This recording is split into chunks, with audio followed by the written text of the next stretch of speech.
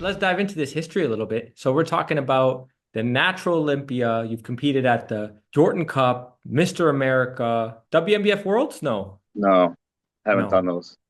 Okay. Are we missing any? DFAC Worlds. Those I've done a bunch of times. Okay. So what was the first biggest show that you did? Out of those was definitely DFAC Worlds. That was 11 years ago was the first one I did, 2013. That was by far the biggest show I had ever done up to that point. Down in Miami. Ah, nice. That's a nice place to do a contest. Yes, it is. Yeah. Whereabouts are you located? I'm in Rochester, New York, so Okay.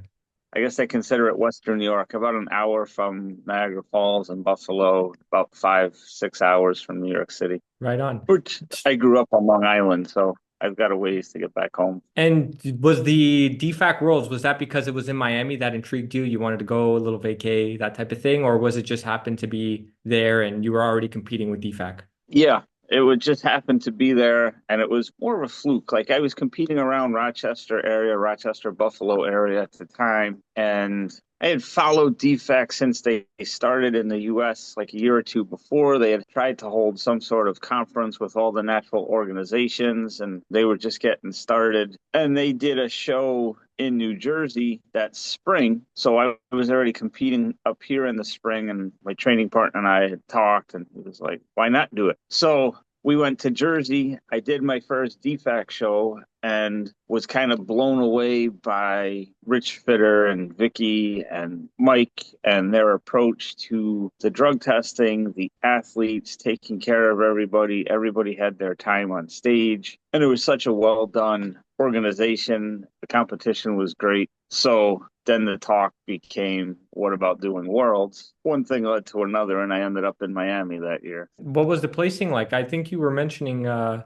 if I read that correctly on your website, did you ever crack top five? I think I placed fourth or fifth was the highest I've ever placed in DFAC Worlds. Yeah, Siobhan's won it when I was there. David Kay has won it before. I mean, truly, those kinds of competitions, you're up against some of the best of the best. And I was definitely a learning process, definitely trying to improve each time and just bring my best. I did their worlds 3 or 4 times, and there were a good number of years where I didn't crack the top five and showed up, did my thing, and went home. But that was always a good experience. I always learned a lot, and I always got great info and feedback from the judges and things like that. So it was always worth it, just part of the process.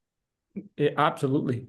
You competed with some legends. So we're talking like Siobhan Cunningham, who's like a Hmm. nine-time world champion. You got David Kay, three-time world Yeah. champion with DFAC Worlds. What was your ultimate goal with competing? Especially when you compete against guys like this. Like, what did you want out of competition specifically? To bring my best every time. It still is. I'm competing again in 2 weeks, and the goal is to be better in 2 weeks than I was, 3 weeks ago, stepping on stage at the Mr. America. And that was always my goal at those shows early on, too. I mean, I never knew exactly who's going to show up. You don't get like a list of, hey, these guys are going to show up against you. Once I'm on stage, it's really out of my hands. It's in the hands of the judges and that type of thing, criteria wise. I can only bring my best. That's always the goal, is to be better than my last time out or last effort. And if I can make an improvement, so after each show, I would talk with the judges or get whatever feedback I could just to see what did I do well, what could I improve upon, what are my weaknesses, and then kind of proceed from there. So you competed at Mr. America.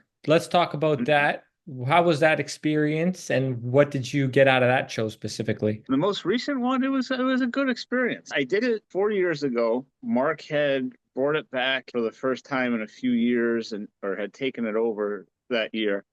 And he had reached out in maybe February and said, hey, we're going to invite pros. You would be one of the pros I'd like to invite to compete. And again, kind of like talking with you, I was somewhat blown away, like, me? So I was like, absolutely, I'll do it. And then a month later, the world shut down because it was 2020, and we went into March, and not knowing what was going to happen or how long things would be closed. And eventually my gym closed and everything else closed. And so I continue to find ways to train for it. And so that first year, it did go on when we had some COVID restrictions and things, but they did make it happen. And I had a fantastic experience there. And so this year I went back for the first time in 4 years. And it was good. Bigger venue, more of an expo, like a mini Arnold festival, and other sports going on. It was a nice show. Was that the year that Jay Brew won it, 2021? 2020, yep. Jay Brew, yeah. I placed fourth that year and Jay won it. He won a bunch of stuff that year. It wasn't the destination, or it wasn't on anybody's contest list that year, maybe because it was the first year it was known or whatever. So there was a good group of guys of us up there. I think there were 8 or 9 of us that year. And it was great. Chef Rush and Eric the trainer were out there and interviewing people, and it was an incredible experience that year. But yeah, Jay won it. He was great. Yeah, I think he had taken the title from Siobhan because Siobhan had won it in 2016, Yep, right? that was the Yeah. year. Yeah. Yeah. And then there was a big break. And then Siobhan was at that competition, right? In 2020. Mm-hmm. Yeah. Yep. It was Yep. 2021 though. Do I have that right? Because 2020 was the pandemic. Or no? No, it was 2020. Yeah, because like I said, everything shut down. So I didn't want to not do it. And I didn't know when things closed in March. I was like, things will open up. I teach school. So I was like, oh, school will be closed for 2 weeks. We'll have April break. We'll go back to school. Who knew what was going to happen? Once the gym shut down, I was like, well, how do I train? I went down the road, was March. And so spring was just starting up here. So all the leaves hadn't formed and things. So the town had cut down a bunch of trees in the woods down the block. So I started pulling logs out and bringing them back to my garage. I trained with those because I didn't know, I don't have equipment at home. So I tied tow ropes to my car and used that. We found logs in the woods. My training partner and I would kind of finagle those to make them work and not hurt ourselves. We filled wheelbarrows with dirt and brick and whatever we could. And that was how I trained for a few months until things opened up at the end of August. You went So full on Rocky Balboa. pretty much. Without thinking of it. But yeah, it was just a matter of, how are we going to make this work for as long as we need to? And we got through it. So what's the competition that you're preparing for now? Right now, it's the OCB Battle of the Gods. It'll be in Providence, Rhode Island in 2 weeks. So I've done that show 2 or 3 times. So I look forward to going back to that one. That's always well done and a nice way to wrap up before the holidays here. Yeah, before Thanksgiving. Yep. Yeah, Just in American time to eat. Thanksgiving. Yeah, nice. Is that the final show for the season? This is it. Yeah.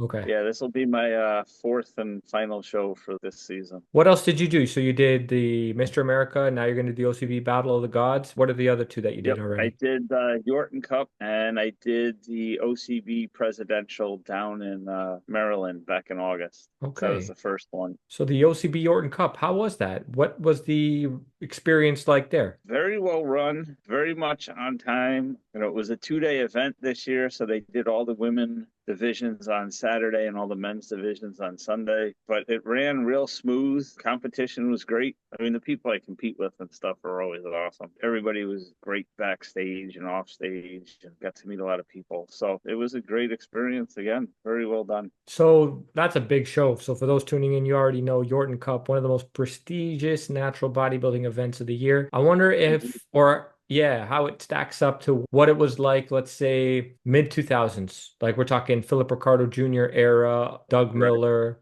Well, you were there around that time as well. I wanted, I was there in 19. Yeah, was the first Yorton I did. what was it, 2019? Yep. Okay. Yeah. All right. That one was in DC. This year and last year, it was in Charlotte, North Carolina. Yeah, you weren't quite as early as I'm referring to then. You were a little bit later. Mhm. Yep. Yeah, Okay. after that. Yeah. But sounds like it's still a top event of the year. Sounds Oh, like they're still, absolutely. yeah. It's a war. Yeah. Oh, yeah. Definitely top-notch event all around. You getting people from all around the world still competing at the Yorton because they were considering that to be like a world championships back in the mid 2000s. Yeah.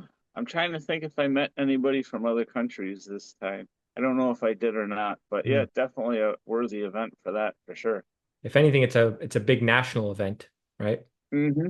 People from around the country for sure coming to that, right? Oh, absolutely. Yeah, oh, yeah. Yeah.